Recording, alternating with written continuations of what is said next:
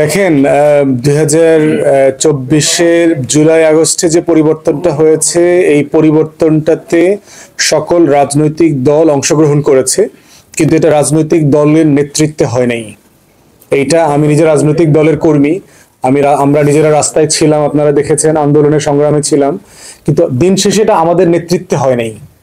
এটা হচ্ছে, আমি এক্সাম্পল দিই, যে ফুটবল খেলা দেখবেন যে মেসি রোনালদো 85 মিনিট ধরে দৌড়াদৌড়ি করতেছে কিন্তু গোল হয় নাই। ওই 5 মিনিট আগে দেখবেন একটা সাবস্টিটিউট প্লেয়ার নামায়, এই প্লেয়ারটা নাইমাই 2 মিনিটের ভিতরে গোল দিয়ে দিচ্ছে। তো এখন দিন শেষে গোলের পুরস্কারটা কে পাবে? মেসি রোনালদো পাবে যে 85 মিনিট ধরে দৌড়াইছে, না যে 2 মিনিট খেলছে? গোলের পুরস্কারটা কে পাবে? গোল যে দিচ্ছে। এখন এটা সত্য যে ছাত্ররা তিন সপ্তাহ খেলছে, 3 সপ্তাহ খেলে ভাই সে তো মেসি হয়ে গেছে, এখন আমি কি করব? এটা তো ফ্যাক্ট। এইখানে হচ্ছে আমাদের সবার অবদানকে স্বীকার করতে হবে।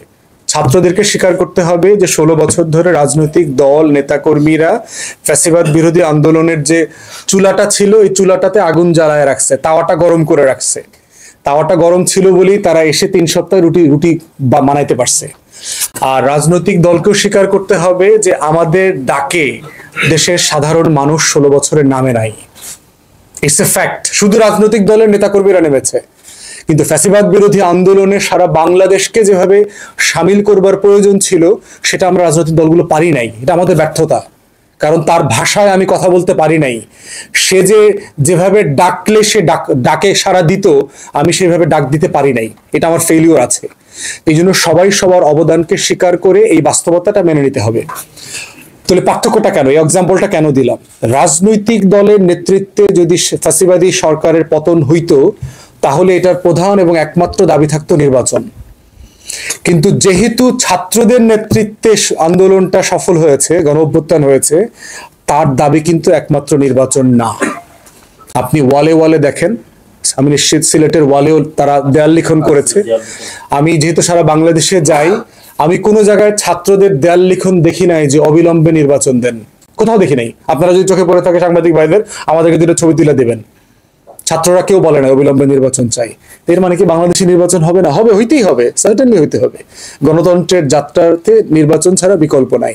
তাহলে ছাত্রদের এই 6 কোটি আকাঙ্ক্ষাটা কি? কেন রক্ত দিল? কেন তারা শত মানুষ মানে খালি গায়ে আপনার বুলেটের সামনে গিয়ে দাঁড়ায় গেছে?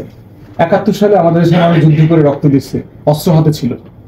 এইবারের যোদ্ধাদের হাতে কিন্তু অস্ত্র ছিল না, লাঠি ছিল। স্নাইপারের সামনে, বুলেটের সামনে, ট্যাঙ্কের সামনে, এপিসির সামনে তারা দাঁড়ায় জীবন দিয়েছে। তার লড়াইটা হচ্ছে নতুন বাংলাদেশ চাই, পুরাতন বন্দোবস্ত চাই না, সংস্কার চাই। লাখো শহীদের রক্তে গড়া দেশটা কারো বাপের না। দেশ বাপ দাদার সম্পত্তি বানায় যারা রাজনীতি করছেন তাদেরকে পরিষ্কার মেসেজ দিয়ে দেওয়া হয়েছে, দেশটা কারো বাপের না। ইউনিয়ন পরিষদ থেকে শুরু করে একেবারে এমপি মন্ত্রী পর্যন্ত এই রাজতন্ত্র, জমিদারি রাজনীতি বাংলাদেশে থাকতে পারবে না, এটা পরিষ্কার মেসেজ। সংস্কার তারা কি বুঝিয়েছে, যারা যা বুঝিয়েছে অন্তর্বর্তীকালীন সরকার ইতিমধ্যে সেগুলো রিফ্লেক্ট করছে। আপনারা দেখেছেন 10-11টা সংস্কার কমিশন হয়ে গেছে, তারা কাজ করছে। রাজনৈতিক দল হিসেবে তারা আমাদের কাছে মতামত চেয়েছে, দুদক, নির্বাচন কমিশন, সংবিধান কমিশন। আমরা মতামত 1 দিনের মধ্যে আমরা জমা দিয়ে দিব, আপনারা জাতীয়ভাবে সেটা দেখতে পাবেন। তো সেই জায়গাতে এর মানে কি সংস্কার হবে কিন্তু নির্বাচন হবে না? না। এই দুইটা প্রশ্ন ভুল প্রশ্ন। দেখবেন আমাদেরকে প্রায় প্রেসে জিজ্ঞেস করা হয় যে ভাই সংস্কার না নির্বাচন? সংস্কারের মধ্যেই নির্বাচন রয়ে গেছে। পুরো বন্দোবস্ত পরিবর্তনের কথা যখন বলছি, আমি যখন বলছি যে আমি ফ্যাসিবাদে ফিরে যাব না, আমি যখন রাতের ভোটকে অস্বীকার করছি, আমি যখন দলবিহীন নির্বাচনকে অস্বীকার করছি, আমি যখন দামি নির্বাচনকে অস্বীকার করছি, আমি যখন নতুন বাংলাদেশ গড়বার কথা বলছি, তখন সেখানে গণতন্ত্র আছে, তখন সেখানে ভোট আছে, তখন সেখানে নির্বাচন আছে, সেখানে জনপ্রতিনিধিদেরকে দিয়ে রাষ্ট্র পরিচালনার কথা ইনহারেন্টলি ওটার মধ্যে লেখা আছে।